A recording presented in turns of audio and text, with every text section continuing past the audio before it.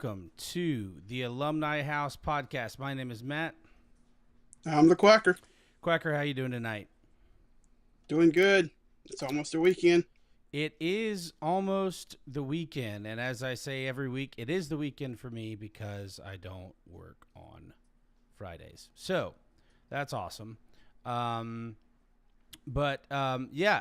we've got a bunch of stuff to talk about, and we have a ton of games we're talking about this week. So without further ado, let's go ahead and jump into our weekly news and notes.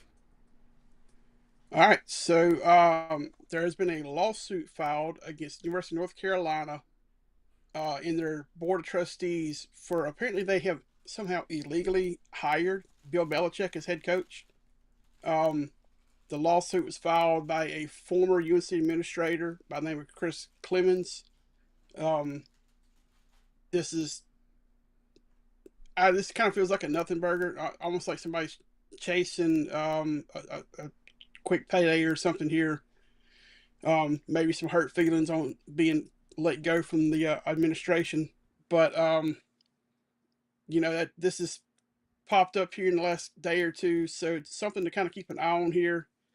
Ole Miss, it's not confirmed by Lane Kiffin, but sources are saying that he's going to start Trinidad Chambliss for the Rebels this weekend against Ole Miss. And then a couple injury updates from the Florida Gators. I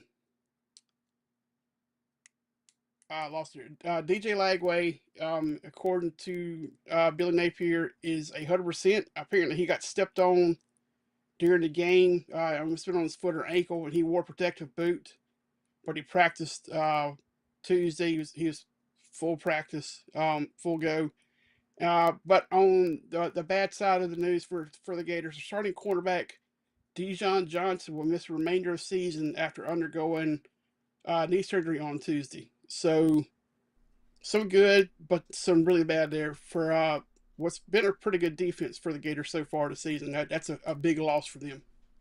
Yeah, it's not great. So on the subject of the Florida Gators, I was actually sent this today by a friend of mine from Florida who knows we're doing our podcast each week, and I thought this was super interesting.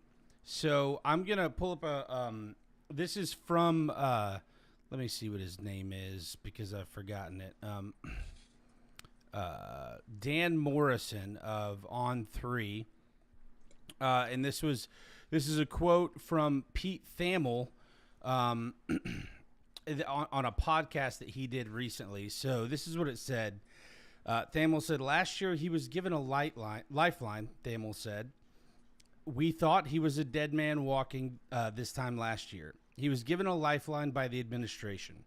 Interim president Scott Strickland, the buyout was 25 plus million.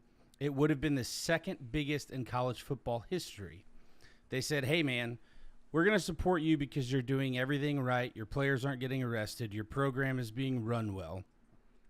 We believe in what you're building, even though the result may not be there. Now, obviously, that was Thamel pontificating on what he had heard, and obviously, Florida has an interim president, and Scott Strickland has hired 9 coaches, 5 of which are kind of have either been fired or are completely in shambles, and he got an off-season extension because Todd Golden won a basketball national championship, which ironically hurt all of the other sports because apparently he's done a really bad job there. That's not Thamel, but back to Thamel's quote.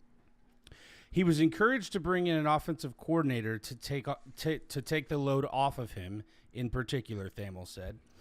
And he got some leverage at the end of the year, and he didn't do it. Now he has left himself exposed. That's Billy Napier's fault. Billy Napier's unflappable belief in himself and his plan have left him alone on an island right now. I'm not saying if he hired an offensive coordinator and they stunk this bad, he wouldn't be in the exact same spot, Thamel said. But I think he was given a lifeline and given some options to help protect himself, and he did not take them. Look, He'll get, I think it's 20.4 million, 10 million of which comes in 30 days. That will buy you a nice dinner at the Swamp or at Spurrier Steakhouse, so nobody's going to cry for Billy Napier on the yacht there. But there was a path here, and he has now sort of hung himself.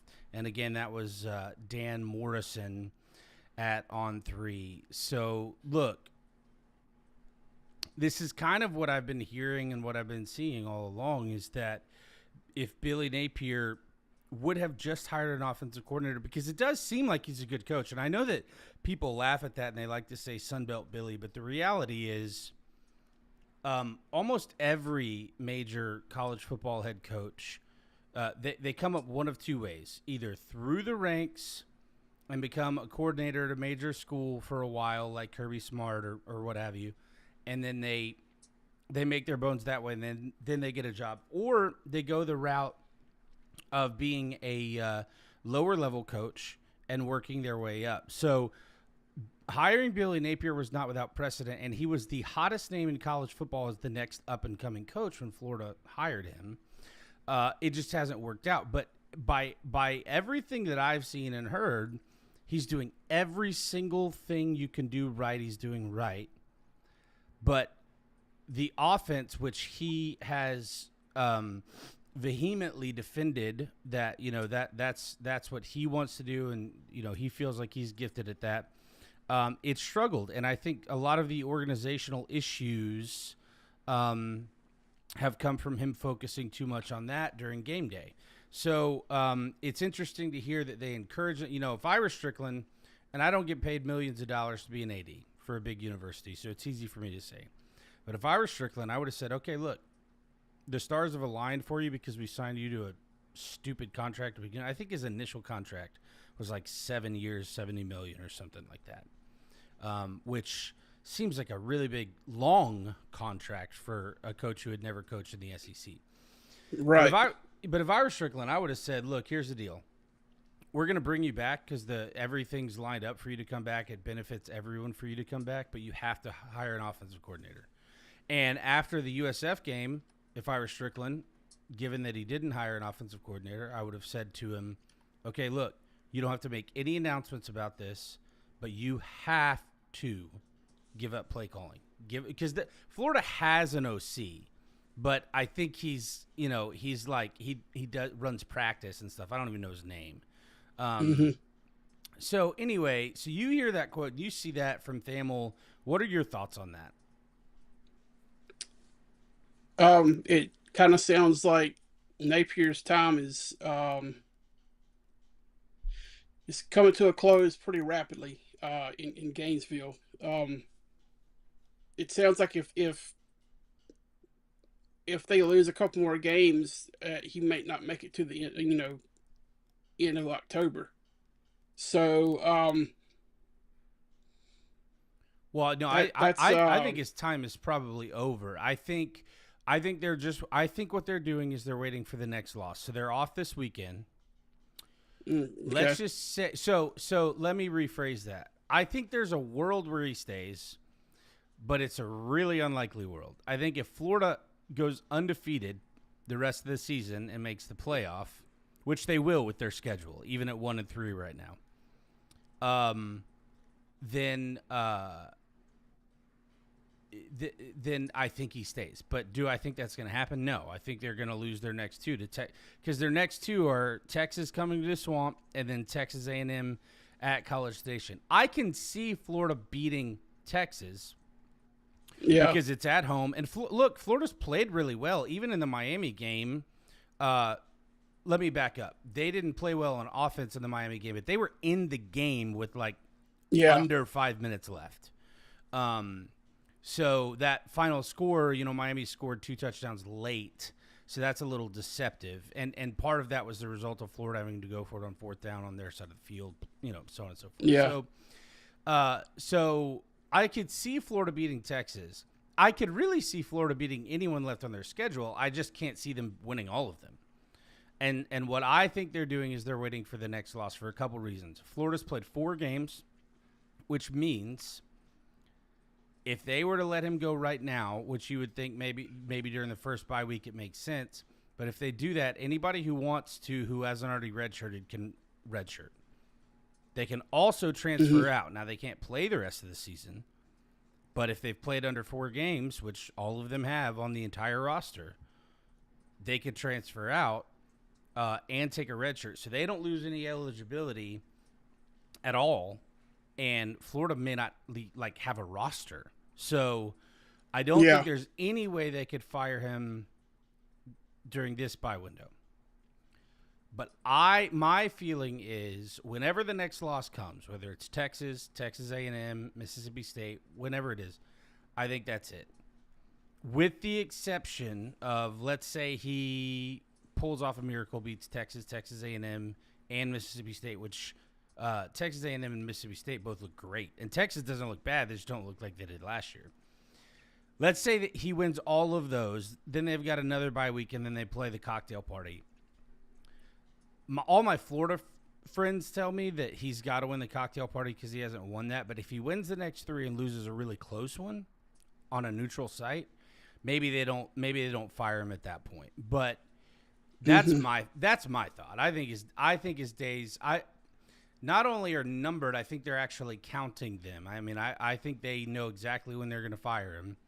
And the only way he saves his job is if he keeps winning, because they're not going to fire him after a win, you know. They're going to fire him the Sunday after a loss, most likely. Yeah, and I just looked it up. His contract was a 7-year, $51.8 million contract. Okay, annual so I got the years right. I was wrong on the money. So yeah, the annual value was 7.4. So that may have been where you kind of got that 70 in your head, was with the annual, just kind of. Yeah, muddied it up. But the 7.4, I'm not even really scoffing at, because that's not big money for the power coaches.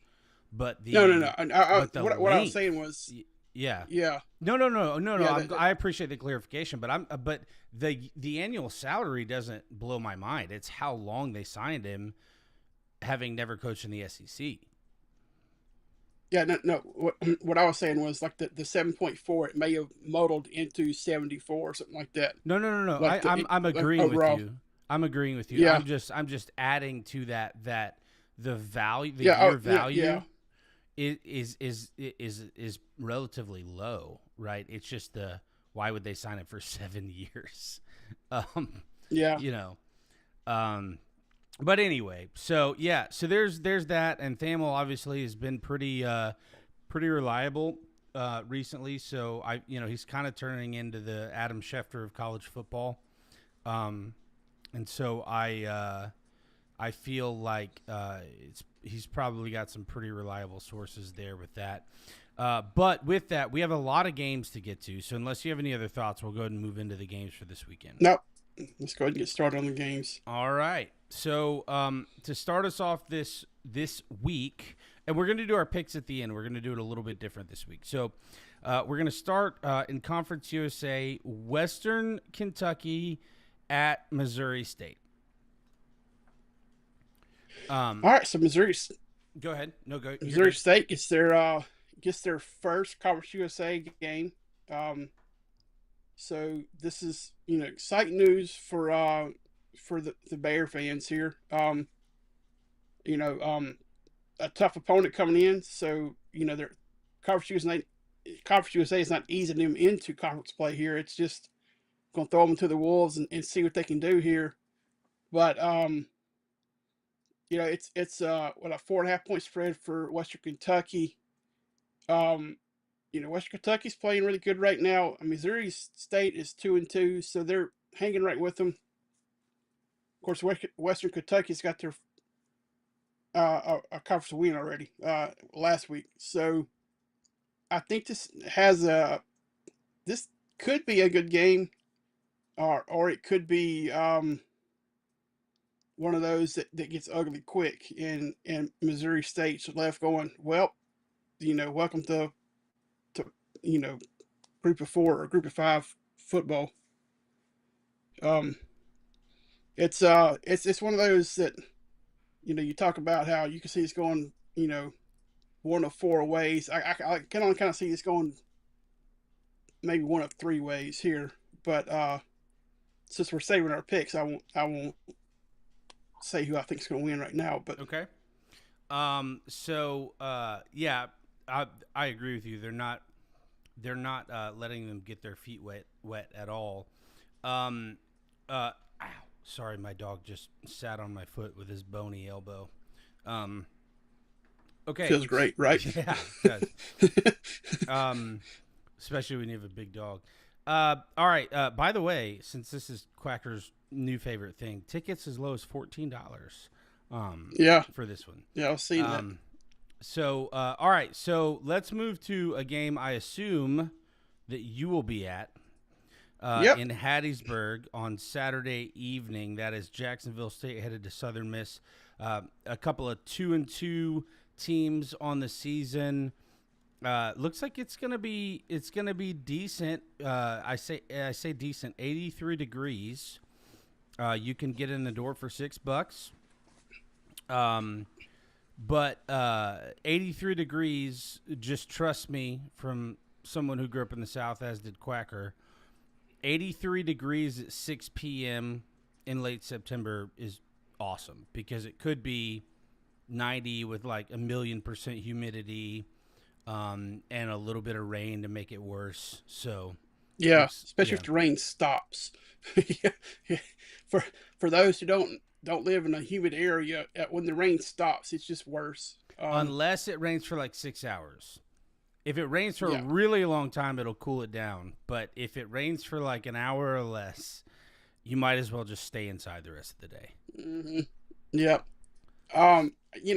Last year this game was an absolute blowout uh, by Jacksonville State. Of course, we were in the final days of the Will Hall era. He was Southern Miss. It was a terrible season. I think it was like 44-6 or something like that. I don't remember I remember they had 44 and we didn't have a lot of anything.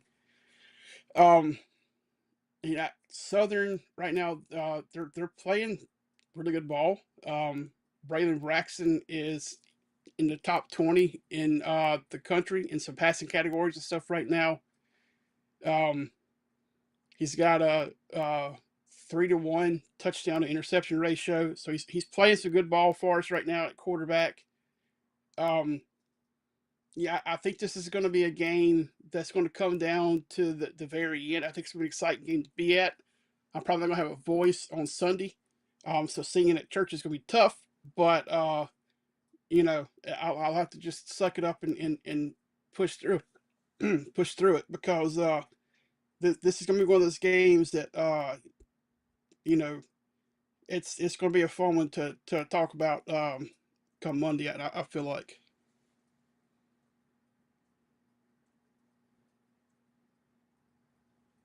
Sorry about that. It's funny as you're talking about that, your voice went out, which I thought was funny. So, um, all right. So, moving on to the American Athletic Conference, we've got Rice at Navy, and suddenly, it's cool to talk about Rice again. Let me pull this up here. So Rice, sitting at 3-1, headed to Annapolis to play Navy, who are 3-0 and 2-0 in conference. So, what are your thoughts on this? Because obviously, I know your feelings towards all of the military academies, but Rice has been playing really good, They and have, yeah. typically when Navy or Army, Air Force really hasn't been great in a long time, but typically when Navy or Army are good, what you see is they do really great against conference opponents. And then when they play like a Power 4 team or an upper level Power 4 team, they have trouble. So conventional wisdom tells me Navy could run away with this, but I wouldn't be so sure because I think Rice is hungry, no pun intended. You know, I really see this being a game that I think it can go again, one of three ways you could see Navy come in and just dominate them on, because Navy's going to run the ball. They could come in and just dominate them on the ground and just run the score up. It depends on how well their defense plays. Or it could be a close game to where, Navy's going to just eat the clock, eat the clock, eat the clock, and limit the possessions that Rice has. And when a close one, or, Rice could use the explosive offense to counteract the limited possessions and win a close one. I don't see Rice having a blowout in this one, but it's going to be a lot of ball control on Navy side, which that's been their MO for since Paul. Oh, I'm blanking on his name now. Last name. Shoot. Yeah, I can't recall it either, but I know who you're talking about. Yeah. So he brought in the triple option. And Johnson. He was at Georgia Tech. Right. Yeah. Paul Johnson. That's right. Thank you. No, but I was stumbling Paul on my Johnson words was at Georgia Tech, though, wasn't he? He was after Navy. Right. He got hired. But the guy who was at Navy after him, Samoan guy, also ran the triple option. At least for a while he did. Yeah, that's what I'm saying. Okay. Like Paul Johnson brought the triple option in, and that's been their style since he was there. Okay, I misunderstood. I thought you were saying that Paul Johnson was the guy before the guy now, but I'm with you now. No. Yeah, Ken Alamatu, I think he's out at like San Diego State or something like that now. He's out at one of those West Coast schools. And he's still running kind of he's not actually running the triple option as much anymore. But the Naval Academy, Army, they run that triple option. It can be if you practice it well, you can stop it pretty easy. But not a lot of teams play the triple option anymore, so it's almost hard to practice it efficiently. It's all about paying attention to your cues and stuff, and staying disciplined. And I don't know how well the Rice defense will hold up to that constant pressure. And Navy will throw the ball. Now they've only got Blake Horvath has only got 328 yards passing with 3 touchdowns and 2 interceptions on the season so far. So they're not putting the ball up a lot, but they'll hit you with one when you're not looking for it. And, they can rip off some big gains with it. So, I mean, Navy's a 14.5 point favorite. That could kind of get into that. They're starting to blow them out territory. So, we'll review our picks later, but yeah, we will see. All right, so let's move quickly to Tulane and Tulsa. I'll go first on this one. I mean, honestly, I think Tulsa had a good win last week. Now it resulted in the the firing of somebody we all revere. Most of us do, certainly, in Mike Gundy at Oklahoma State. So, I kind of wonder if this is a hangover game for Tulsa because it was a big deal for them. And Tulane, they're coming off a less than competitive effort against Ole Miss, certainly in their eyes. By the way, just so everyone knows, if you're tuning in, if you're tuning in live, the Seahawks just beat the Cardinals 23-20 on a last-second field goal. I know we're not NFL, but good games are good games. So there we go. So, all right, what are your thoughts on Tulane and Tulsa? Yeah, this could be a trap game for Tulsa here. I mean, Tulane, the spread's 15.5 for Tulane. Tulane could be coming in looking for somebody to beat up after getting beat up last week. They want to reestablish themselves as the bully on the block. Tulsa just pulled off what in the past would have been a huge upset. It's an in-state. I'm not gonna call it rivalry, but it's the in-state game that they played. I think it's a And rivalry for them. For Tulsa, it is. yeah, it could be. They definitely, if nothing else, look at it as little brother is just punch big brother in the nose, and um, Well, think about it you like know, this. Like this is the way I think about it. So, all right. So, as a USM alum, I'm sure that like when USM plays Ole Miss or Mississippi State, there's a little extra juice, right, for like you as a fan, and I'm sure the players too, because there's the whole recruiting factor and everything. It's like a lot of these guys are not all of them certainly today are from the state that they play in, but a lot of them are. And a lot of them are yeah, like, hey, you could have recruited me there, but you didn't, and they gave me a shot. So I think for all of the group of six schools, there is some level of rivalry with their in-state Power Four counterparts. Whether it's like super recognized or not. Like the guy who sent me this thing about Florida was talking about how UCF and USF like hate Florida and Florida State and consider them huge rivals. And I was like, do Florida and Florida State fans ever think about USF and UCF? And the answer is like pretty much, it's essentially no or mostly no. But yeah, so I mean, I think for Tulsa it probably meant a lot. yeah. I mean, anytime you win an in-state game, especially against a power four school, it means a lot. Certainly, it may mean more for the fans than it does the players, but that can still have a hangover effect. So this could be one of those games that gets ugly quick. You know, it just depends on how Tulsa comes in on this game. Tulane can't like let Ole Miss beat them twice either. They've got to get past last week's game to come into this one. And reestablish themselves as a power program. Even though they're a power program in a group of six conference. Yeah, well, not to ruin the surprise, but I don't think there's any way that they're hungover from that game. So, yeah, you mentioned that it could be a trap game for Tulsa.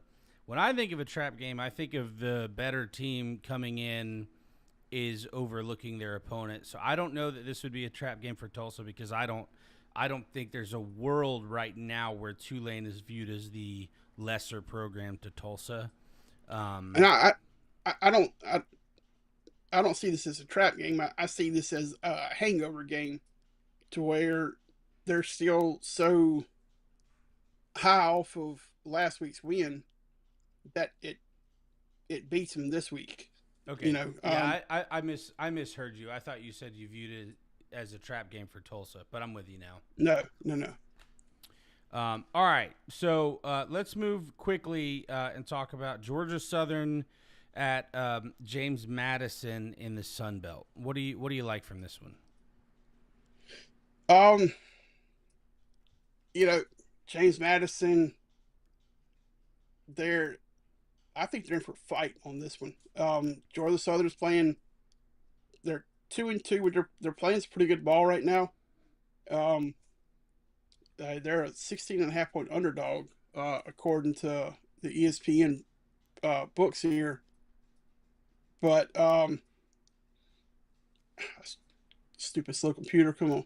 Um, Come on. All right, here we go.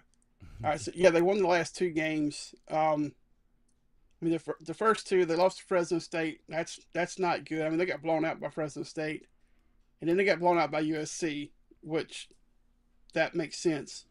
But then they beat Jacksonville. I mean, yeah, Jacksonville State, and then last week they beat Maine. Yeah, that's a division, like that's a FCS school. Um, so that's not such a big win there. But I mean, they've scored 40 plus points the last two games. It looks like they kind of have gotten their offense going a little bit. Um, so I expect this to be kind of a shootout in this game. I think I don't know that you're going to see it ever get more than a two-score deficit either way. Yeah, I could see that. My thoughts are a little different, but I'll save those for when we get to our picks. All right, so moving to the other game that we'll talk about tonight in the Sun Belt, Appalachian State is headed out west to play Boise State. A couple of 2-1 teams. Look, Boise State's looked pretty good since losing to USF. App State, on the other hand, has not looked super great. I mean, they don't look terrible, but they don't look like typical App State. So this is an interesting game. What do you feel about this one? I feel like if Boise State establishes a run early, now that they're having to rely on two running backs now to replace the production from really what was the generational talent Yeah. that left after last year. Um, and man, his name's sure is escaping me right now. Ashton Genty. Yeah, Ashton Genty. Yeah, okay, thank you. I could see his face and I could not remember his name. So I mean, this guy was almost like an Adrian Peterson in college. Like if you're old enough to remember Adrian Peterson when he played at Oklahoma back forever ago now. Yeah, he just was one of those running backs that he could have played at a much bigger school and been just as dominant. So they're having to replace that production. Um, I think if they establish the run early, they'll have a comfortable chance at winning the game. App State's going to have to come in throwing the ball. They're going to have to throw it a lot. Um, but they're also going to have to be careful with the ball because right now the quarterback's got a 5 touchdown, 4 interception. Um, so not a great touchdown to interception ratio right now. So they Boise State can turn him over. So he's going to have to play a much clearer game if App State has a chance to win. Yeah. Yeah, I agree with that. All right, so as we move into the ACC, Florida State is headed to Virginia. Now, I'm going to be honest. Unless Florida State just reverts to who they were last year, and this game is tomorrow night, by the way, but unless they revert to who they were last year, I don't know that there's much to watch in this game. But we were talking beforehand, and you mentioned that Virginia has been playing better. So what are your thoughts here? What does Virginia have to do to slow down this re-energized Florida State team? They're going to have to stop the run. That's one thing that the Gus Bus loves to do.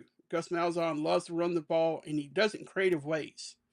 Um, and he'll do it with the quarterback. He'll do uh, you know a lot of like a lot of read option plays and stuff like that, and also a lot of RPO now. Um, so they're going to have to stop the run first and foremost. Um, in order to have a chance to win. And they're putting them some points. 3 of the 4 games that they played this year, they've scored 48 or more points.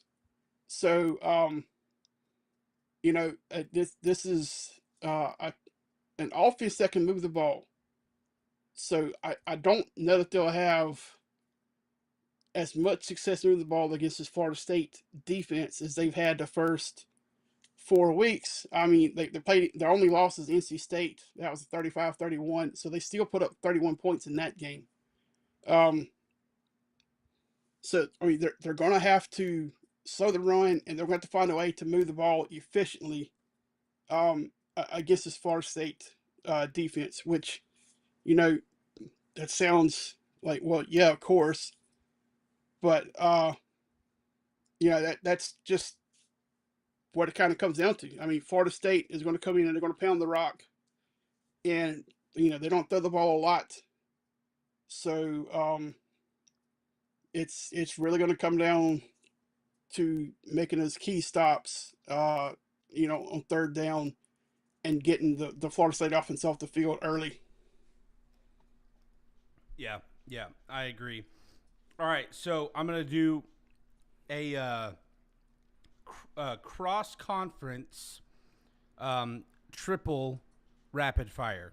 So Duke at Syracuse, Louisville at Pitt, and Kentucky at South Carolina. Quickly, let's get your thoughts on those three. All right, Louisville at Pitt. I think this is going to be a close game. It's going to be if Pitt can keep their quarterback healthy, I think they have a chance at winning. Duke at Syracuse.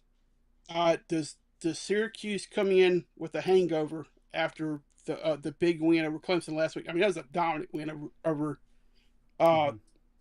over Clemson last week. So can they come in and play a clean game? Like when I say clean, not only no turnovers, but I mean like mentally clean game where they're coming in and not thinking about last week and what they did last week. And for Duke, I mean, good win last week. They're starting to play better. So that's and in Syracuse also is having replaced their quarterback, I believe. I still haven't heard anything on Angeli as far as like injury status, but it was non-contact holding his ankle, so that kind of points you to a main Achilles injury. As far as let's see, you said Kentucky and South Carolina. I want to see if Real South quick, Carolina can Ricky bounce. Collins is starting at quarterback for Syracuse this week. I just looked into it while you were Okay, while you're saying that. all right, So they yeah, will go with their that backup. that's. Yeah, I'm pretty sure that Angeli's going to be out for the rest of the season. You go down with a non-contact injury like that, that kind of points to something that's. I mean, it's not just like a twisted ankle or something like that. It's Right. it's something much more serious. Um, Kentucky on to South Carolina. South Carolina has got to get back on the winning track quick, or their season is going to derail in a way that's not salvageable. You know, they can go from a nine and where they could be a 9-3, 10-2 team at the end of the season to 6-6, 5-7. So this week they have to get it started, going back in the right track, and I think this is a game that they can get right in. Yeah, so I agree. Here's the thing. I think everyone thought Kentucky was going to be this was going to be Mark Stoops' worst Kentucky team, and it may yet be, but to this point they played better than I think anybody expected. They lost to Ole Miss by 3. Of course, they lost a couple of close games, including to Georgia last year. It was very close. And then they beat Toledo 24-16, which I didn't think they would beat them, and then they beat Eastern Michigan 48-23. So all that with a grain of salt because their competition outside of Ole Miss has not been great, and in the Ole Miss game they played well. So there is that which you could take as a negative for South Carolina, but on the positive, at what point is Kentucky going to Kentucky? And it could be this week. I think you're right. I think this is a critical game for South Carolina and Shane Beamer. And I've said this before. I know you're a big fan of Shane Beamer, and I like Shane Beamer. I'm not. I don't want to act like I don't like him, but I haven't really decided whether I think he's a good coach or not. Because every other year it seems like he's got a great season, then a bad season, a great season, then a bad season. Well, now you have probably the best prospect at quarterback in the country. What are you going to do with it? You lost the game to Vanderbilt. He went out. Nothing you can do about that. But the problem is Vanderbilt beat you twice because you should have beat Missouri and you didn't. So I agree with everything you said. I think this Kentucky game, this is either a get right game or this is how the season's going to go game, in my opinion. Yeah.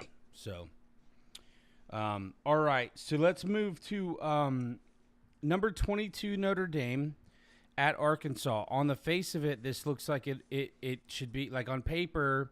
you're probably thinking, oh, this is going to be an absolute just beating behind the woodshed. Um, but not so fast. I think um, Sam Pittman, has a tendency. I don't want to call him a giant killer because that's not really what he's done. But he has a tendency to not go away in games that you think they should go away in. Hmm. So I expect that this will be a pretty competitive game um, for a little while. I don't have much more to say than that. I mean, we all know Notre Dame's the better team. I think with it being at Arkansas, and they're gonna have, they're gonna be juiced up for the game. But after three quarters, I just don't know that they're gonna be able to hang with Notre Dame the whole game. You know, Notre Dame, they're 1-2. Um, their one win was against Purdue.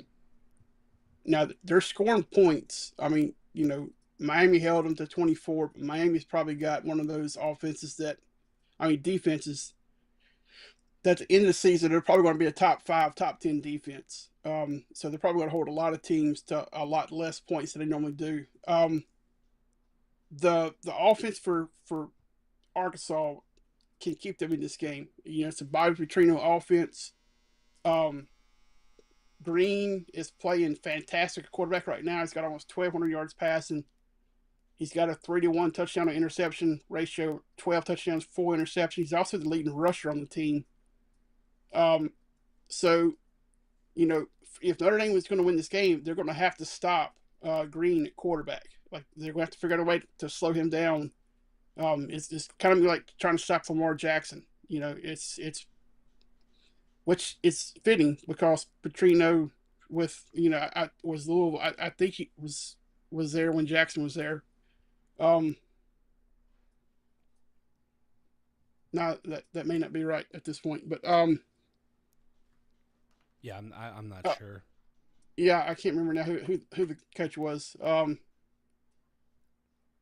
Anyway, it's much the same. They're very similar style of play with Green and Lamar Jackson.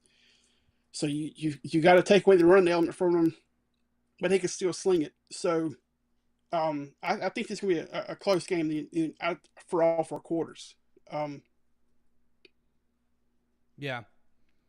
Okay. All right. Well, yeah, that we have slightly differing views on that, but hey, it is what it is. So, all right. So let's jump to Auburn at number 9, Texas A&M. Biggest question in this game: what does Auburn do after a heartbreaking loss? mhm. My feeling is that they show up business as usual, and it is what it is, um, and that's that, and it'll be a great game. What are your thoughts on it? Yeah, I'm kind of feeling the same thing. I'm kind of feeling that this don't let what happened last week beat you again this week. Um, I mean, I saw a release today from the AD. I want to say his name is Cohen. I think it's the AD, where he was talking about the the game from last week and the missed call and how the officiating affected the game. So it's still lingering in the athletic department. So Auburn's got to find a way to get past that in order to go into a very tough Kyle Field. I mean, that's one of the hardest places to go into play. Um, this is a good team. What's the is it Mike? The coach for Elko. A&M, Elko. I knew it started with E. I was going to say Ely. I knew it wasn't right. Um, Elko, he's got a solid team. Reed, the quarterback for A&M, 869 yards. Man, he's got a 9-to-1 touchdown interception ratio. So he's playing very clean ball right now. So the quarterback for Auburn, Jackson Arnold, he's going to have to play a much better game. He can't sit back there and just pat the ball and pat the ball and pat the ball because this A&M defense is going to eat him alive if he does, and this could get out of hand. So if he plays a much better game and doesn't let himself get sacked a ton, then Auburn can hang in this game. Yeah. So here's the thing about Marcel Reed, right? So they're 3-0, and like you said, he's thrown 9 touchdowns to 1 interception. But his completion percentage is 58.6, which is a little lower than you want to see. His yardage is 869 over 3 games, which is lower than you want to see. So he's 58 of 99 on the season with an average attempt of 8.8 or average completion of 8.8. 869 total yards. So that means 1 interception for every 3 games, 3 touchdowns for every game. And, 270 a game, 278, somewhere in that neighborhood a game. And that's not, look, I'm not saying that's terrible, but when you consider that outside of Notre Dame, A&M has played Utah State and University of Texas San Antonio. So I would argue that he's playing acceptable ball, but I don't think he's playing great ball. Because 9-1 does look really good, but when you really break down and look at the numbers, I think there are things left to be desired when you consider 2 of the 3 opponents, right? So, and that the Notre Dame game, while that's a very high quality opponent on the road, they had to come back to win that, and they scored 41 points, right? So logic would tell you he probably had to do a lot with his arm in that game to keep him in it. So, I largely agree. I mean, Texas A&M has played really good, and I have no reason to think that they're not legitimate. All right, let's move to number 17. Normally, this is funny, and the TV networks are kind of billing this as the big SEC game, but there's a bigger game than this. But typically, when you say, all right, Alabama and Georgia are playing, that's a huge deal. And it is a big deal. But we have number 17, Alabama. And, of course, they're on the road because if Georgia plays any team with a pulse, somehow they always work it out in their schedule to where it's in Athens. Seriously, tell me the last time Georgia played a good team on the road besides Tennessee this year. Because that game falls into the same stupid category as others because they really should have lost that game and didn't win it for anything they did. The kicker just missed the ball. But literally, I feel like every time Georgia plays anybody, it's in Georgia.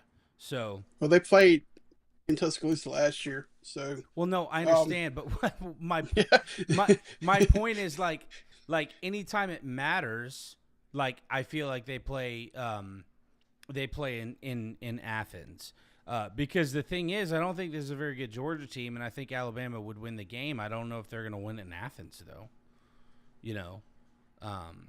And let me walk that statement back. It's not that I don't think Georgia is very good. I don't think Georgia is very good relative to where they have been over the last 5 or 6 years. I think Georgia is very good, but I don't think they're like. I don't think this is one of Kirby Smart's best teams. Yeah, so, go ahead. I was gonna say I was trying to see kind of what their stats are showing right now, because. I think they've ESPN only played. Kind of puts their. I think they've only played like Mother Mary's Sisters of the Poor, so I don't know that their stats are going to tell us much. They had one game against Gunner Stocks is. Yeah, against Tennessee. That's been their only game that's been worth mention.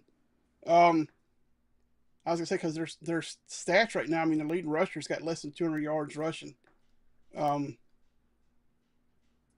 Leading receivers less than 200 yards receiving. So we don't know enough about Georgia yet to say how good they are. I mean, like you said, they got lucky last week against Tennessee. Um, we've seen more out of Alabama. They lost the first game of the season to Florida State, and I mean, really, they were never in the game. The score was closer than the game actually was, just because of some mishaps there in the second half.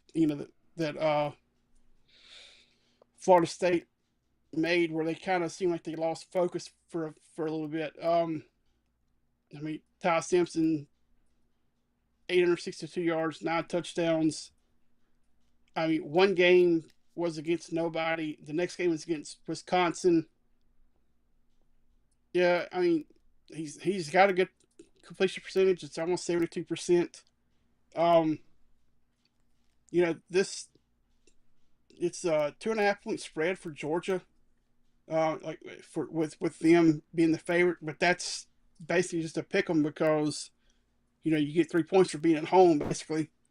Um, I'm not gonna be surprised if if Alabama comes in here and take the pun, dog walks Georgia. It's Well, that's what the stats are telling you, right? Like Alabama has played Wisconsin in a throwaway game, and Georgia has played Tennessee in 2 throwaway games. Well, sorry, Alabama has played Wisconsin in a throwaway game and Florida State. They lost to Florida State, who looks like a legitimate top 10 team. yeah, They did exactly what they were supposed to do against their lower level opponent. They beat them like 73-0. And then they beat Wisconsin handily. Like the game was out of hand quickly. Georgia, on the other hand, beat Tennessee without earning it. They beat Tennessee. They barely beat Austin Peay, right? It was like 28 to. Well, it's not barely, but relatively speaking, they barely beat them. They beat them like 28-6. 28-6. Yeah, yeah, that's right. And then so I agree. I think paper would tell you, because see, if you notice, Alabama lost that first game. Nobody's really talking about them, and the pollsters have got them all the way down at 17. But the sports books, the bettors are telling, the professional bettors are telling you, don't sleep on this Alabama team in this game, and I agree. And we'll talk about that more when we make our pick. All right, finally, I said that the Georgia-Alabama game basically every year would be the highlight of the weekend, but not this weekend, because we've got number 4 LSU traveling to number 13 Ole Miss. This is interesting because Ole Miss, we talked about it earlier. They took care of business against Tulane, as they should have. But they beat them 45-10, which I did not expect to happen. They barely beat Arkansas. We already talked about they barely beat Kentucky, and they, to use your phrase, dog walk Georgia State. LSU's had a different path. They beat Clemson. It wasn't a blowout. By any stretch of the imagination. And they beat Florida. Wasn't a blowout in any stretch of the imagination. And the thing about that is both Florida and Clemson were preseason top 15 teams. And you can say whatever you want about Clemson was preseason number 4. You can say whatever you want about preseason polls, but both of those teams sit at 1-3, right? Now, LSU had a little struggle with Louisiana Tech. They won the game 23-7. Looks like they got things sorted out against Southeast Louisiana, winning 56-10. But I'm not saying that beating a team like Southeast Louisiana 56-10, oh great, you get your flowers. But what it does tell me is they did the things they were supposed to do in the game that they played. Yeah. So that's still a good sign. All right. But we're talking about a little bit of different trajectories in this game. And I think with it being at Ole Miss, I'm not saying who I'm gonna pick, but I feel like this sets up to be advantage Ole Miss because they look like a little bit more consistent than LSU does right now, and they've got it at home. Now the thing about this game, the one thing that I think helps LSU is that it is the 3:30 game, and I think I understand ESPN a little bit. SEC fans for the last 27 years have been used to the big game being at 3:30, but I feel like ESPN's done a pretty good job of kind of staggering those. So like some of the weekend's biggest, like one weekend the biggest game will be 3:30 ABC. One weekend it'll be the 7:30 game, and I think hopefully I would imagine their plan is to make them all the night game, not the afternoon game. So I think that probably helps LSU. Not that I've been to Vaught Hemingway. I'm not sure if you have, Quacker. It's a nice stadium, but it's not. I mean, it's not the most intimidating, but their fans are very passionate. And one thing that's cool about Vaught Hemingway that it's not cool for the visitors. It's a lot like Ben Hill Griffin, the Swamp in Gainesville, in that even though it's a lot smaller, both of these stadiums are unique because they're built somewhat underground. Like the field level is a little bit below the ground level, meaning that sound gets trapped in a little better. And the fans, more importantly, the fans are really, really, really close to the field. A lot closer than most of the other SEC stadiums. So those two things, like I went to a game in Auburn, the Auburn Ole Miss game in 2010.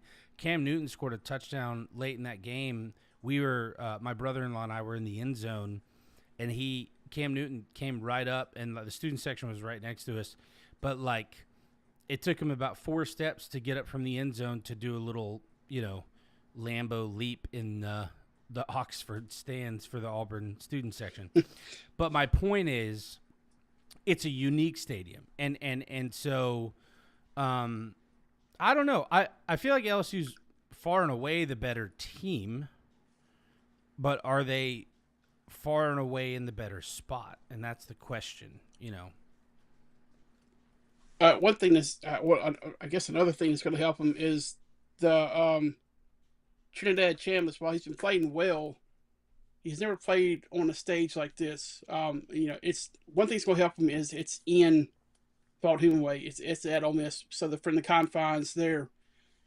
But when they played Arkansas, it was Simmons was the quarterback for him. Of course, he's been hurt the last couple of weeks.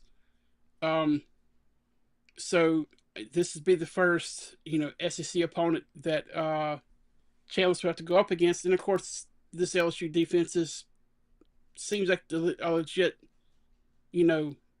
LSU traditional defense where they shut the other teams down. This sets up to where I think this is going to be a close game. Now we talked about the struggles the LSU's offense has had. Brian Kelly's talked about how Garrett Nussmeier has been played with a torso injury that he sustained back during camp and hadn't healed yet. It's healing, but they've kind of been kind of holding the reins in on the offense some. So, do they kind of, since this is a top 15 matchup, do they kind of take the reins off some this weekend and let Garrett go out there and play his style of play this weekend? Do they lean on the running game more? To set up play action. There's a lot of things. This I don't see either team in a blowout in this one. I think this is one of two ways: either LSU wins a close one, or Ole Miss wins a close one. It's an intriguing matchup for sure. I definitely think this one and the Alabama Georgia are definitely the two best games of the weekend. Yeah, well, interesting here. LSU is a 1.5 favorite in this game. Ole Miss has a 73.3% chance of winning this game, according to ESPN, which is really high. Normally, you don't see a 1.5 point spread to either side with a, basically 3/4 chances to win. That's pretty unusual. So, all right. So, quickly, or now that we've kind of gone through the games, we're gonna go all the way back up to the top, and just we'll do a little recap here. So, currently, our sorry, hit the wrong button there. Where did it go?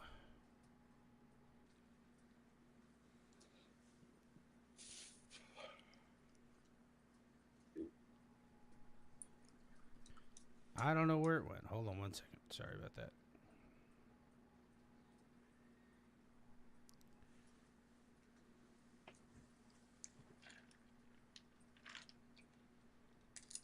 Okay.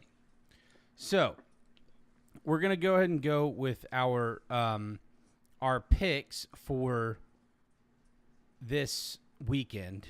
And sorry for my stuttering through I was talking like William Shatner from Star Trek there for a minute because I was struggling with my technology. All right, so let's start with Western Kentucky at Missouri State. Who do you have in that one? I'm taking Western Kentucky. Sorry, Missouri State. You have to wait another week at least for your first Conference USA win.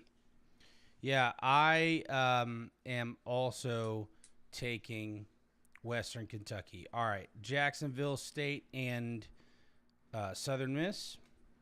I'm taking Southern Miss.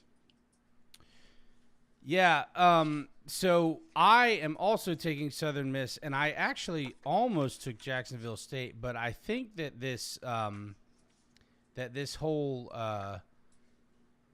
former Marshall team is going to finally show some unity and some cohesion, if you will. So I agree with you on that one. All right, so moving down to the AAC, Georgia Southern at James Madison. Oh, that's Sunbelt. Um, Oh, sorry, all Rice right, at Navy. all right. Yeah. I'm taking Navy. And to the surprise of no one, Chad picks the Service Academy. I am taking. I'm taking Rice in this game, although I don't feel super confident about it. Both of us have Tulane, correct? Yeah, yeah. All right. Um, give me 1 second. I'm trying to keep up with this here. While I am updating this, go ahead and tell me about Georgia Southern and James Madison. I'm taking the Dukes. So JMU. Okay, I needed you to take a little longer than that, but that's all right. So, all right, give me a second.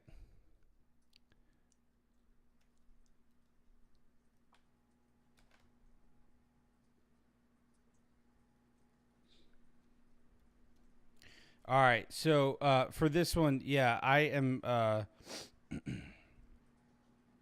am taking Georgia Southern. All right, App State at Boise. Yeah, I'm taking Boise State. I think the run game's gonna be too much for App State in this one. Yeah. All right, so talk for me for just a second about this FSU UVA game. What is it that you see in Virginia that you feel like is going to allow them to put up some sort of a fight in this one? Just the way the offense has been playing. It's I mean they're averaging almost 40 points a game right now. Maybe more than that. Yeah, I would say over 40 points a game. Um, they're moving the ball well. The defense is playing pretty good. I mean, the only team that's put up any substantial points against them has been NC State, which is a conference foe and also a rivalry game. Like you and I, neither one of us knew that was a rivalry game um, until they talked about playing that one as a non-conference game, just so they could play the rivalry. So I think this is a much improved Virginia team, and just the way they're putting up points, their explosive offense. I think that gives them a chance to hang to hang with Florida State. Okay. And who's your pick on this one? Florida State. All right. I am with you on Florida State. Duke and Syracuse? Um, I think I'm going to take Duke in this one. Really? Yeah, having with Syracuse having replaced the quarterback.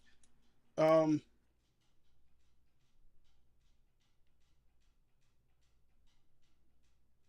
All right. So it looks like maybe we just lost Quacker. So I'll talk for a minute while we get him back on. Give me 1 second here.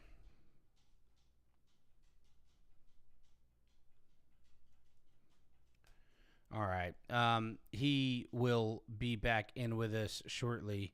So as he said before he jumped off, he is taking Duke in the Duke Syracuse game. So I will go ahead for all right.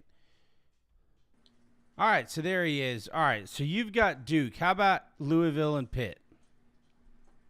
um, I think I'm going to take Louisville in this one. I was kind of going back and forth on it, but I think I'm going to stick with Louisville. Yeah, I'm taking the Cardinals in this one as well. All right, so next on the docket is Ole Miss and LSU. Yeah, I'm taking LSU. Okay, I think Ole Miss wins, and I think Ole Miss wins by a lot. Like I said, I think LSU is the better team. I think Ole Miss is playing better. They're at home. Everything sets up for them to win this game. And the offense for LSU has not been nearly consistent enough for me to feel like I trust them. Although, and one thing you said that I don't know if I necessarily. So you were talking about LSU's defense. I think LSU's defense is, for the first time under Brian Kelly, really good. But I still don't know if this defense is LSU good. They've allowed 10 or fewer points in each of their games, but they've also had some struggling. Like the two best teams they've played definitely had struggles on offense. You know what I mean? Like for instance in the Florida game, I don't have it in front of me, but I think that they scored 13 offensive points, but I think only 7 of those came off a complete drive. It wasn't on a short field. They had a pick six and 2 short fields. And so because of that, I don't know. I don't know where I sit on LSU, but I think Ole Miss wins this game, and I think it's a turning point for LSU, but I think it's a bad day. Okay. All right, so Notre Dame and Arkansas. I'm going with the Fighting Sam Pittmans here. Really? Yeah. you think you're gonna pull it off? Okay, all right. We've got some drama here now. I did not expect that. I am not. And what here's what's funny. If you have not watched us or followed us all that closely, I am the Sam Pittman apologist, not Quacker. You know, Quacker is a little less on the Pittman train than I am. So this is I don't know what I'm seeing, what happened, but I'm going to take Notre Dame to win this one. I do think that that it's kept close for a while, okay, but I just feel like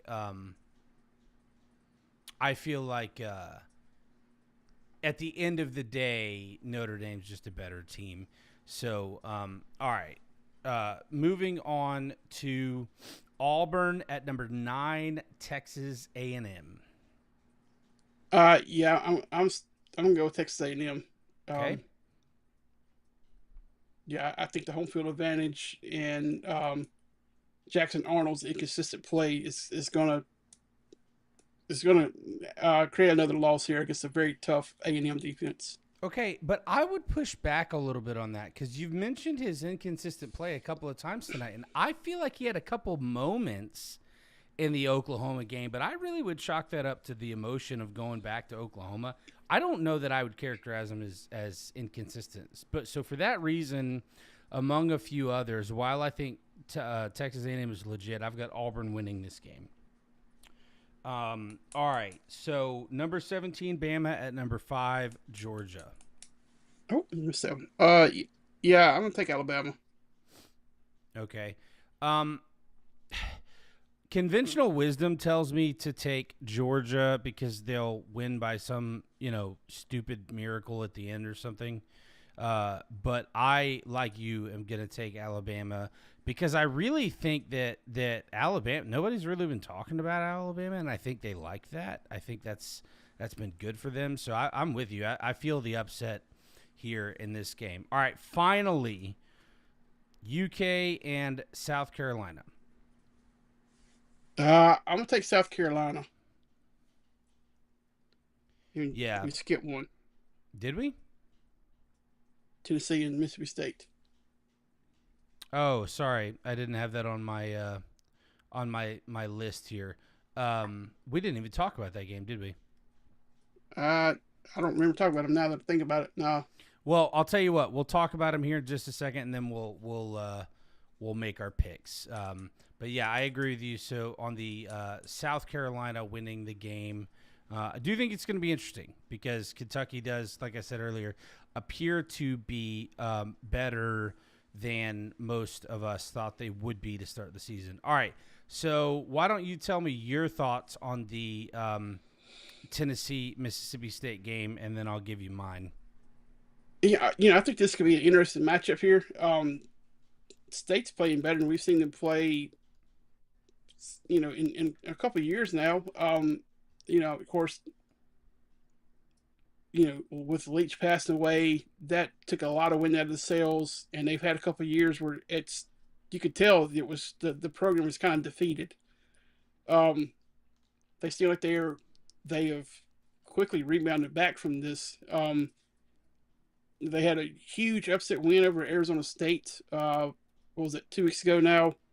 Um, I really didn't think they'd have a chance to win that game. I thought they could keep it close, but I mean, I was watching that game coming back home. I had it on my phone and was just really impressed with the State offense and the way the defense was standing up. Fourth and goal stops and stuff like that. Um, so I think State can play a you'll call it like a muddy game. When I say muddy game, like they're going to bring Tennessee down to their level. It's going to be a dogfight. It's going to be one of those. I don't think it'll be a high scoring game. I think it kind of comes down to the final drive or so of the game. Okay. Who are you taking in that one? I'm taking Tennessee, but I'm taking them to not cover. They're picked by 7.5. I think they have to scrap and win to win by like 3 or 4. Okay. Well, so just so to reinforce something you said, I right now to this point, okay, they are playing not only better than they've played since since Mike Leach passed away, but they are playing to this point in the season, okay, through 4 games, better than they have played since one Dan Mullen was the coach. And I don't think that you can really argue that because while Leach did some good things, I mean, they still lost games. They still didn't always look great. Yeah. Um, and that's not, I'm not saying that he wasn't a great coach. He was. But I feel like this Mississippi State team has got a vigor and a swag to him that we haven't seen since Mullen was the coach. So I am going to take Mississippi State because it's in Starkville. Because it's in Starkville and the momentum of the season, I think, has not worn off. Now, here's the key to why I feel like Mississippi State's going to win this game. Because I would have told you, all right, well, they've played Southern Miss and Alcorn State, Northern Illinois. Now they're playing Tennessee. But they played Arizona State. Then they got Alcorn State and Northern Illinois. And don't forget, Northern Illinois beat Notre Dame last year. Notre Dame, the team that went to the playoffs. Does that mean that Northern Illinois is great? No, it doesn't mean they're great. What it does mean is this is a program that knows how to win games, and Mississippi State beat them by 4 touchdowns. So they've had a couple of weeks to get over the drama of winning the Arizona State game. For that reason, I think they win. But then they've got Texas A&M the next week, and that'll be a different a different story altogether. But yeah, so for me, I'm gonna take State to win the game. Close game. Tennessee's the better team, but I've got State in this one. So go ahead. I'll tell you, I was really struggling with this one. I was leaning towards State, but I feel like Tennessee has got just a little more juice in the tank than State on the offensive side of the ball, and I think that will be the difference. But I was very tempted to take State, so I don't hate your pick at all. Yeah. Well, I don't disagree with you. I do think that Tennessee is the better team and the program that's further along, but we will certainly see how that goes. All right, so just to summarize, Quackers got Western Kentucky, USM, Navy, Tulane, James Madison, Boise State, FSU, Duke, Louisville, LSU, Arkansas, Texas A&M, Alabama, South Carolina, and Tennessee. I have got Western Kentucky, USM, Rice, Tulane, Georgia Southern, Boise, FSU, Syracuse, Louisville, Ole Miss, Notre Dame, Auburn, Alabama, South Carolina, and Mississippi State. So our season so far, neither one of us had a good week last week. Quacker got, 3 right? And I got 4 right to put us up to, I think you're 12 of 25 for the year, and I am 11 of 25 for the year. So we've got 14 more chances to right the ship heading into next week. So we will certainly see how that turns out. All right. Real quick, just a bonus throwaway here. Missouri's playing UMass. The spread's 43.5. Does Missouri cover? Yes. I mean, yeah, it's it's UMass. Yeah. I see that 43.5. Like you said, you don't normally see a spread, over, 40, 41, something like that. So, I think about 48 is the most I've seen that I can remember. But yeah, I mean 38 to 40 is kind of your typical cutoff. Yeah. Yeah, I feel like they can cover as well. But I could also see UMass scoring a late touchdown to, put them on the bad beats segment of the SVP Sports Center on Monday as well. So Yeah, yeah. Well, it's gonna be a good week. This is the first week where you're seeing um, loads of teams take bye weeks. Of course, with the week 0 crew, we have seen some bye weeks already, but this is the first weekend of the year where we're seeing mass bye weeks. Like, for instance, what is it? Is it Conference USA or the American? One of them has a very lean slate this week due to that. they actually both have lean Okay. slates. And we'll see that, from now until basically the end of October.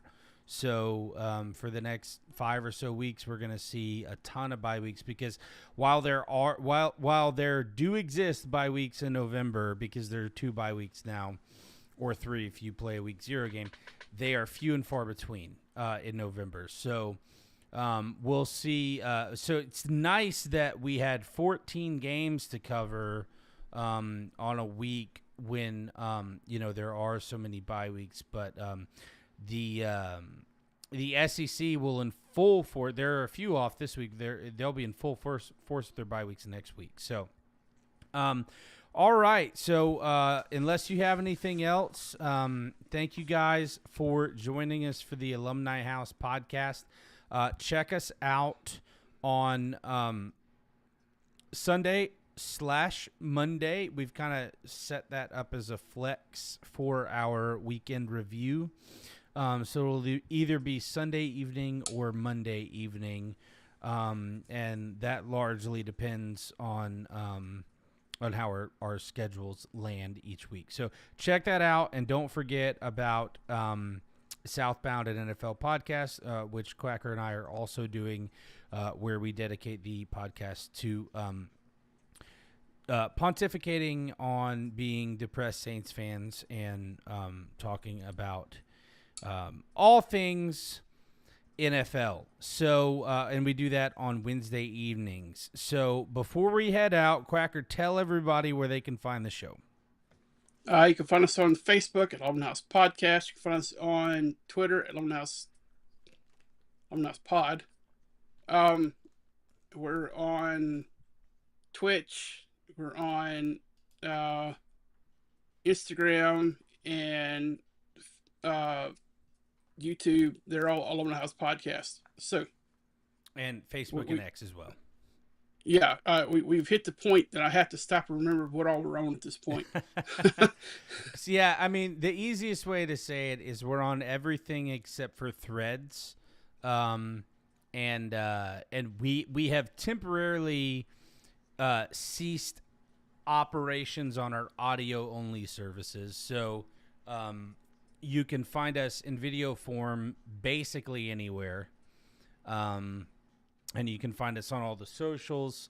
Eventually, I would imagine you'll be able to find us back on. Sorry, my nose is itching like crazy. I don't mean to do that while I'm talking live on the air, but it was like would not stop. Yeah.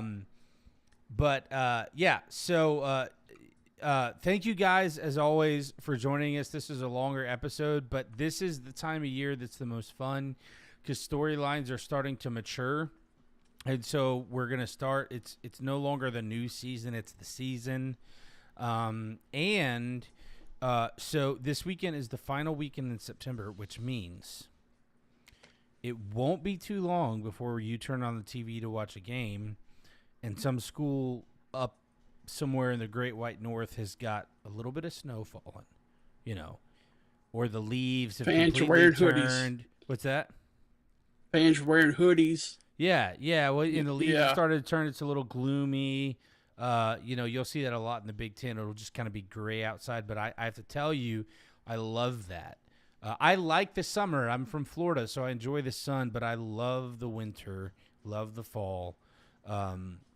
So on top of the fact that we are fully into the season now, it's also about to be proper fall in a lot of the northern states, and we here in the South will catch up eventually. But with Yeah, that about Christmas. well, for you, it'll be a little sooner than that for me. But with that being said, thank you guys for joining us as always.